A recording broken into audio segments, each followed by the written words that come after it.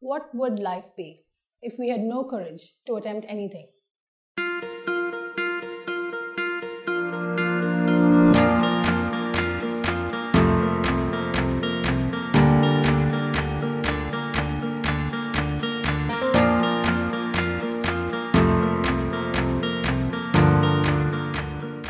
Life would be nothing. We bring to you the JFH Path Breakers, a series, a platform, a gateway to open conversations with real women who will share their personal journeys of inspiration and courage to help you follow yours.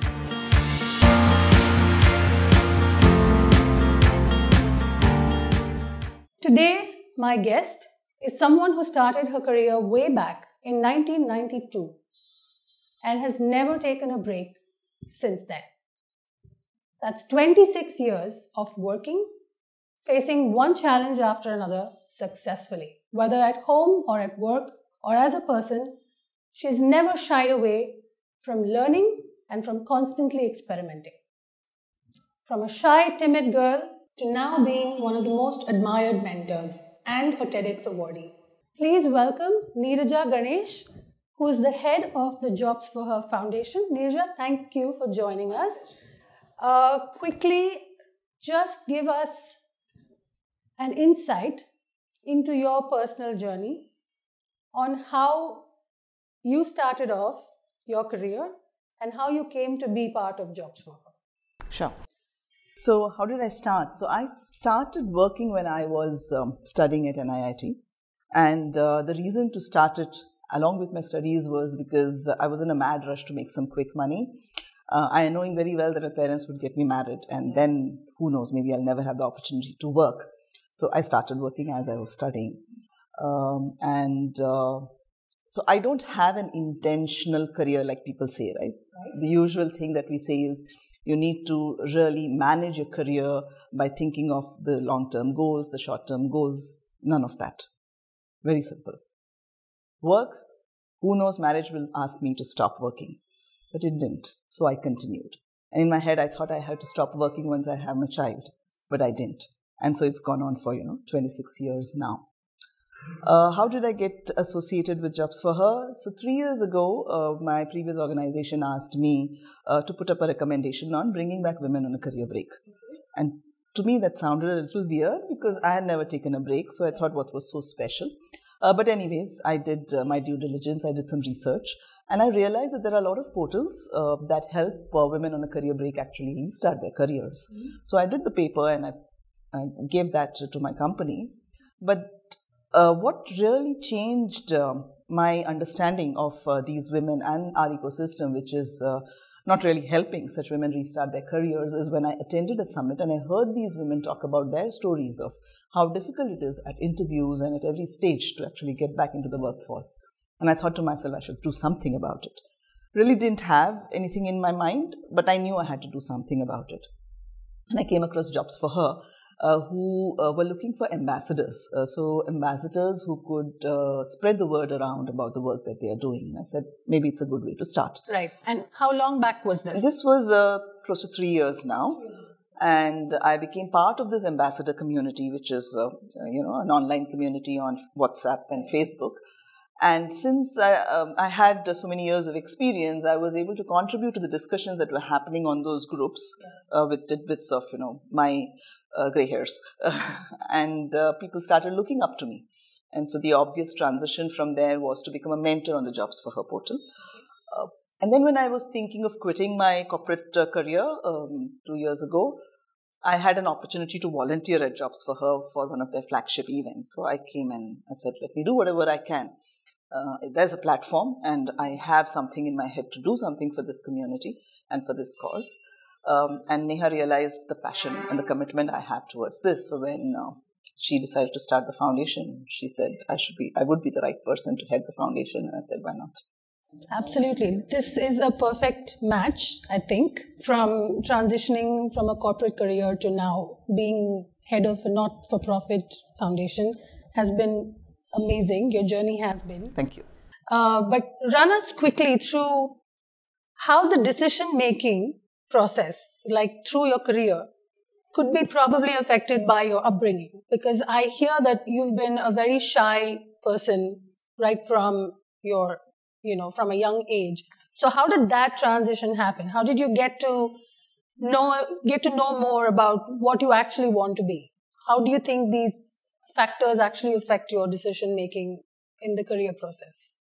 I think upbringing definitely has a lot of, impact in the way a person behaves and thinks, and then of course takes decisions. So yes, right. I am born in a conservative family, and I'm an only child.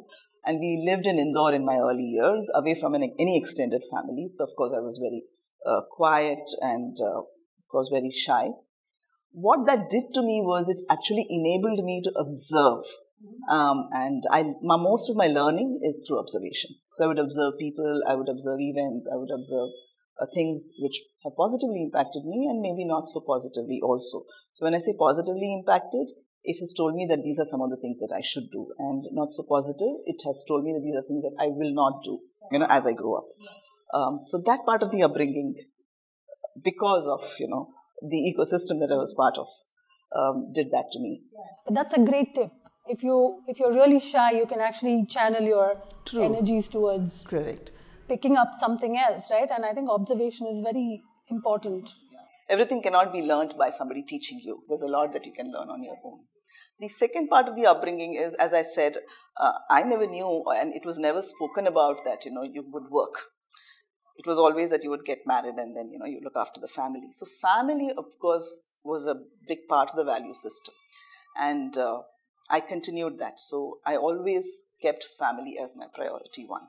So my decision making has always been based on my priorities. And so family was always priority one. So whenever I had to decide about the roles that I would take on in my career, it was always with a question of, does it allow me to do whatever I need to in terms of my familial responsibilities? And if it didn't, then it was very easy for me to say no to roles like that. So as an example, when I came back to work after 10 months of Sneha's birth, I was very clear that... Sneha is your... My daughter. Daughter, okay. Yeah, she's 17 now, so yes. When I came back, I was very clear that I will not take on any social engagements or professional engagements after 6 in the evening, because I'm anyways away from the child in the morning hours. Right. So that was a clear decision, right? It may have helped, it may have marred anything for me, but I was very clear with that. But when she turned to be about 3 and a half, and I was finishing off one of my assignments in the company, and I chat with my BU head to talk about what next for me, he said that, see, there are plenty of vanilla roles that we can offer you, but if you really want to do something challenging, which we believe you can, you will have to make a trip overseas, meet your, on-site stakeholders, because that's what will give them the confidence that you can deliver on this new project. And you'll have to do that if you want it. And I thought, okay, let me do it. Of course, what enabled me was that I lived in a joint family. I had my in-laws, my husband worked from home, my parents were in the same city. So it was easy, for me to make that trip. But that's a change, right? When I said I'm not going to do anything after 6 to 2 weeks away from the child. Yeah. So again, decision making was based on the priorities at that point in time. Another example that I think I must tell people here is when teenage struck, and I think these days teenage strikes when the child is 9. You don't have to wait till 13. I had difficult 2 years, with her. I'm sure it was her emotional in the changes that she was going through, and me with long hours at work, not having the patience to sit and, have a conversation. A bad patch of time. And I was offered a plum assignment. That was to be the account manager of the client, where I was actually doing a delivery role. A very interesting, exciting assignment. And I knew exactly what I would have done if I had taken it on, because being on the other side of the table, I knew exactly these are the things that need to be fixed and, put in place. The client would have been very happy because they have also seen me working with them. It would also have given me great flexibility, because in this role, you don't necessarily have to go to your office. You just have to fix up meetings with your client and turn up for those meetings. You can otherwise work from home. But the flexibility also means that you will extend hours after office hours, because you could get a call from the client at 7 o'clock to say that, hey, I'm very unhappy with this team member, and you have to take those calls. And I was really thinking whether I should do this role for all the good things and the nice things that it offered. But I just thought that if, for example, I was on a call at 6:30 and my daughter, with whom we were having struggling times in terms of having conversations, came to me and said, "Ma, I want to talk to you," I would have had to tell her that, let's wait for half an hour because I'm on a call. Now, I may have gone back to her after half an hour or an hour, and she may have forgotten, or she may not want to talk to me at that point in time. And if this happened twice, thrice, maybe she'll never come to me in the first place itself. So I called my BU head and I told him that I'm not taking this assignment, and I gave the reasons. So he asked me, how many times do you think this could happen? Because it's a probability of she wanting to talk to you when you're on a call. Yeah. I said, even if it was just once in the entire year, I don't want to ruin my relationship further with her, and I said no to it. So that's what I mean in terms of your priorities help you take decisions. It becomes very easy. So yes, upbringing and your priorities. So I think in some way these also become barriers, right, to who you want to be eventually, because you're guided by all these factors that maybe force you to decide, or willingly you decide to take up family as priority. But somewhere, I think most women, I think all of us face similar problems during, whether we want to restart or whether even we want to rise, like you spoke about, taking up assignments depending on your family schedule, etc. So can you tell us what exactly is the three things that women should remember when they try to overcome these challenges? Should they actually face them, or should they retreat and say, I don't want to do this? Out of your personal experience, what do you think is the best way to handle these challenges? So to continue that story, so I did decline a plum assignment at that point in time, just 2-3 years ago. But today, in the current role that I am in, I don't think I have, those kind of hours. I work all the time because one, I'm very passionate and committed to this, and secondly, I've kind of merged home and work, so it's okay for me. But it's okay for me because now I have a great relationship with my daughter. So we worked on it in some ways, and today I know that even if she wants to come and talk to me when I'm sleeping at 12 midnight, she will come and hound me, and she'll get my time. But you're also in a better space to give her that kind of time. Yes. So the point I'm making is all of us have to run our race at our own pace. Okay. So I may slow down today because of the circumstances that I am in today. Don't worry what the rest of the world is doing. So yes, you have a friend who started working along with you, and you think that if I slow down today, she will go past me or he will go past me. Doesn't matter, because if you're slowing down today, you will be able to pick up your pace after 2 years, and that person may need to slow down at that point in time. And if you really look at a holistic life for you, because life is not just work and family, it's not only work and home, it's an emotional being, a spiritual being, and all of those aspects.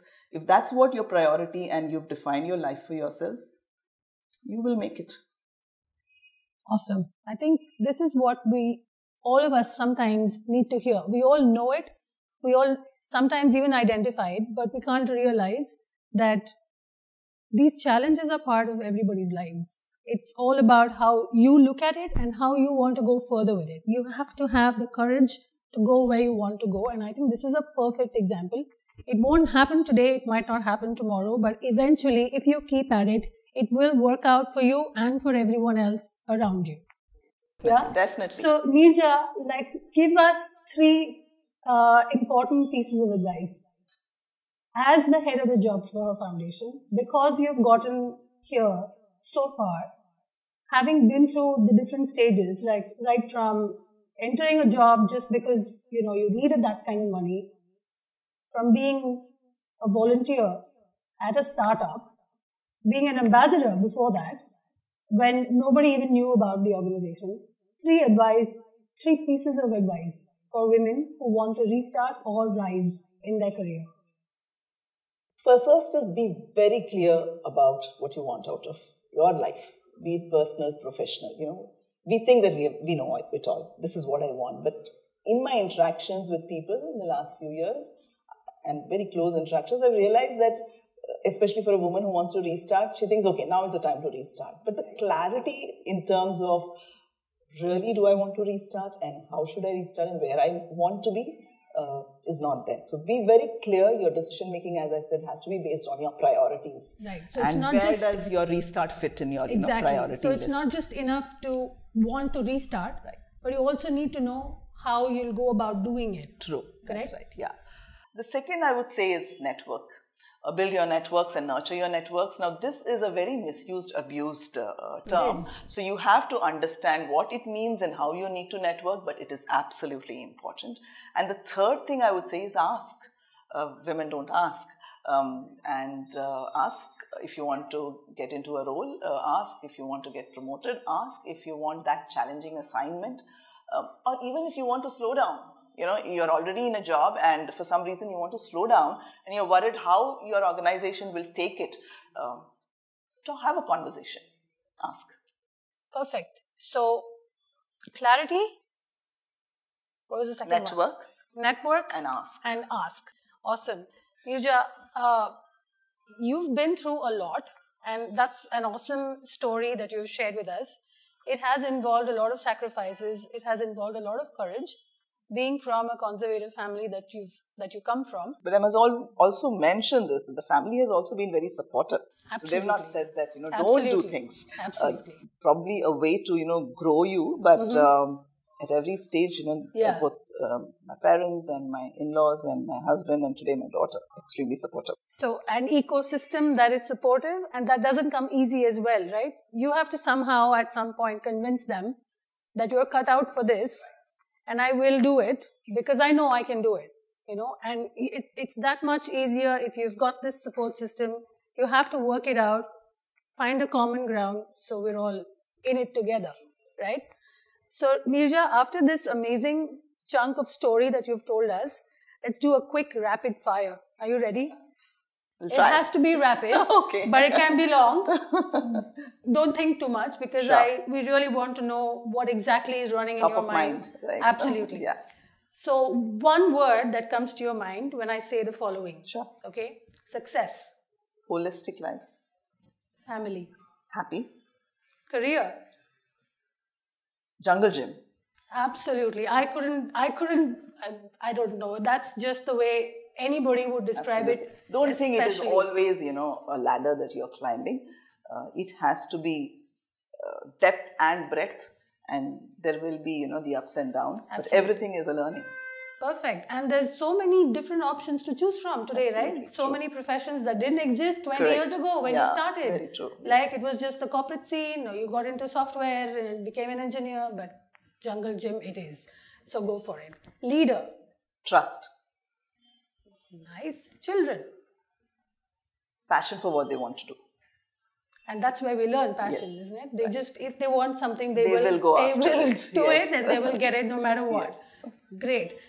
Role models, Neeraja. You're a role model for us, but who's yours?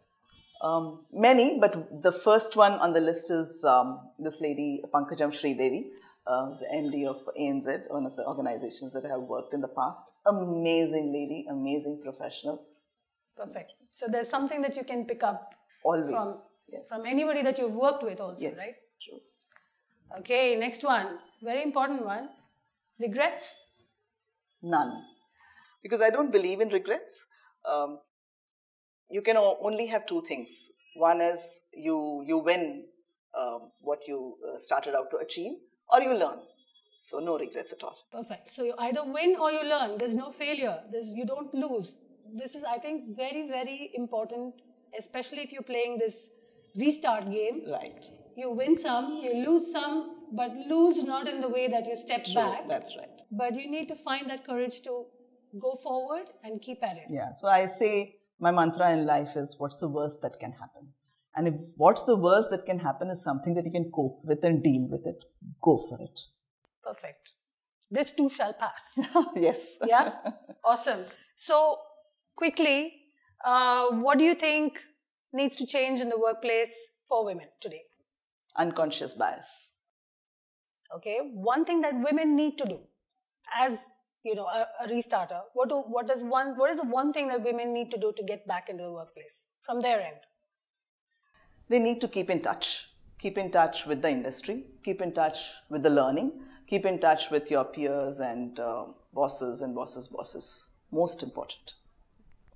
I think that sums up pretty much everything that you need to do. Even when you're in an organization, you just still need to keep the conversation going. Don't be a sitting duck. If you're in an organization you're passionate about what you're doing, like you've mentioned several times, right, do not hesitate to ask, clarify, and move on. True. As we say, you don't dig a well when you're thirsty. So don't wait for that to happen and then start doing all of this. So if you're picking up anything from this conversation that we are having, you've got to start it now. Perfect. Thank you, Neeraja. This was amazing. As you've already heard Neeraja tell you about her amazing story as starting off as an ambassador. She was in the corporate world, but she decided that this is what she wanted to do. So she joined as an ambassador, she joined as a volunteer, and now she's a mentor, one of the most admired mentors on our portal. So please log in to jobsforher.com, find Neeraja on our portal as a mentor, follow her, and what do they get in return? So I think every time there's an interaction with me via an online masterclass and I do a lot of masterclasses, at least I'm a moderator at that point in time, but I can also deliver a lot of masterclasses and any events that I'm going to, or if there's an opportunity for a mentoring roadshow, I'll be available. Perfect. So as a closing to this interview, Neeraja, where do you see yourself 5 years from now? Okay, I did say that, I don't make goals, but I think in 5 years' time, I would just like to be doing what I'm doing today, but for a larger ecosystem. So if today I'm working with women and trying to help them, I think in 5 years' time, I would like to have, helped more stakeholders in the ecosystem. They could be men, women, parents, students, all of them. Perfect. And we hope you will join Neeraja. You can follow her on our portal as a mentor. You can even be an ambassador with us. You can be a volunteer with Jobs for Her. You'll find all the details you need on our website. Tune in.